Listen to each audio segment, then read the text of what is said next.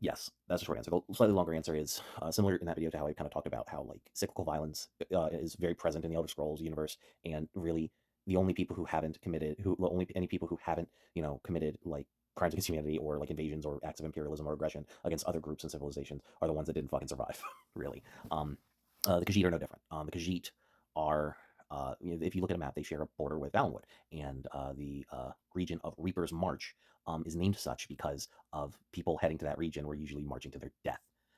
It was the border territory between that was a mix of Valenwood and elsewhere, and because of that, um, the we don't know who started the aggression first, really, or we probably do. It's probably like deep cut lore, and I just don't know it off the top of my head. Point is that even so, over the course of centuries, if not millennia, the Khajiit and the not Argonians and the Bosmer, the Wood Elves, have fought each other back and forth and invaded each other back and forth for centuries, generations, years and years and years and years and years.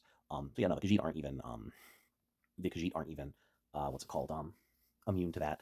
Even the Argonians, who probably out of the 9 races probably has done the least amount of genocide. There is a before the Argonians ended up, in the sort of very tribalistic, very insular, very fragmented culture that they currently do exist in, there was very much a presence of a very large, very powerful empire that existed in Black Marsh a long time ago, and records of this empire's deeds are relatively lost to time, but there are very much hints about the warlike nature and the domineering it would do in the regions in and around Black Marsh. So even the sacking of Mournhold by the Argonians in the Fourth Era, is still still of consequence. So it's like nobody is innocent of anything in the Elder Scrolls universe, and that's part of the reason why you kind of just have to take your moralizing on what's done in the moment, and that's kind of the biggest thing with the Elder Scrolls by and large, more than really anything else.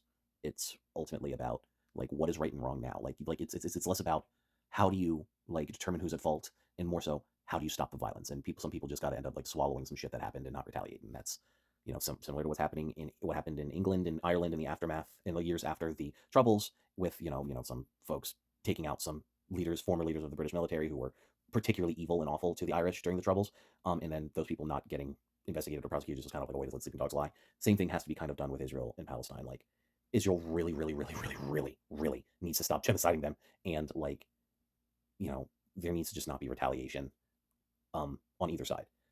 Unfortunately, the only way that that is going to be achieved is if there was a international coalition of militaries physically occupying Israel and mandating and forcing the country to become a secular democracy, and not a Jewish supremacist state. That's really the only way.